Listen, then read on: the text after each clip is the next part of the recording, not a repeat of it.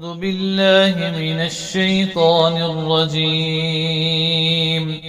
بسم الله الرحمن الرحيم.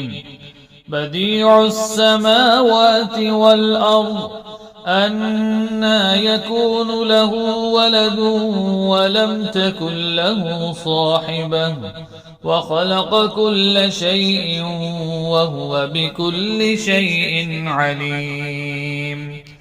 ذلكم الله ربكم لا إله إلا هو خالق كل شيء فاعبدوه وهو على كل شيء وكيل. لا تدركه الأبصار وهو يدرك الأبصار وهو اللطيف الخبير. قد جاءكم بصائر من ربكم فمن أبصر فلنفسه ومن عمي فعليها وما أنا عليكم بحفيظ. وكذلك نصرف الآيات وليقولوا درست ولنبينه لقوم يعلمون. اتبع ما أوحي إليك من ربك لا إله إلا هو وأعرض عن المشركين. ولو شاء الله ما أشركوا وما جعلناك عليهم حفيظا وما أنت عليهم بوكيل. ولا تسبوا الذين يدعون من دون الله فيسبوا الله عدوا بغير علم. كذلك زينا لكل أمة عملهم ثم إلى ربهم مرجعهم فينبئهم بما كانوا يعملون.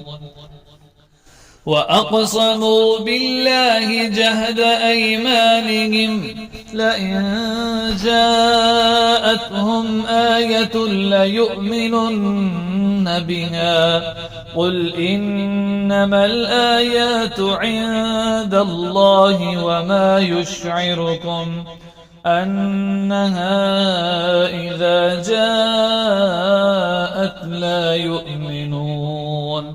ونقلب أفئدتهم وأبصارهم كما لم يؤمنوا به أول مرة ونذرهم في طغيانهم يعمهون. ولو أننا نزلنا إليهم الملائكة وكلمهم الموتى وحشرنا عليهم كل شيء قبلا ما كانوا ليؤمنوا إلا أن يشاء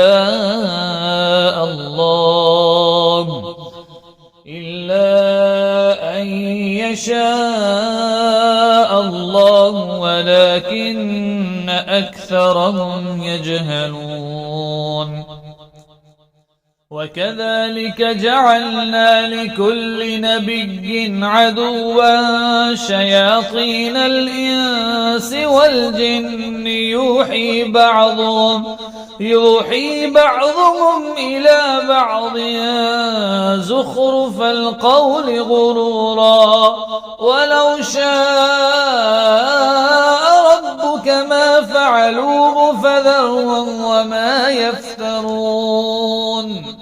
ولتصغى إليه أفئدة الذين لا يؤمنون بالآخرة وليرضوه وليقترفوا ما هم مقترفون.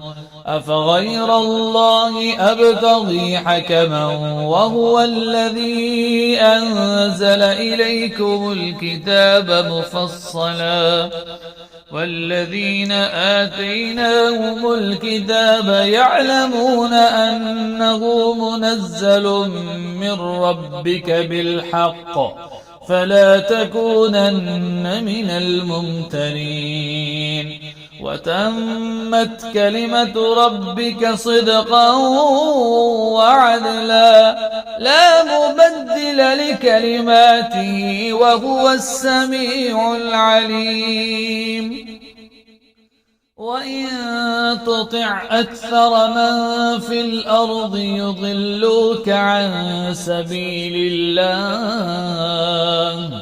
إن يتبعون إلا الظن وإن هم إلا يخرصون إن ربك هو أعلم من يضل عن سبيله وهو أعلم بالمهتدين فكلوا مما ذكر اسم الله عليه إن كنتم بآياته مؤمنين وما لكم ألا تأكلوا مما ذكر اسم الله عليه وقد فصل لكم ما حرم عليكم إلا ما اضطررتم إليه وإن كثيرا ليضلون بأهوائهم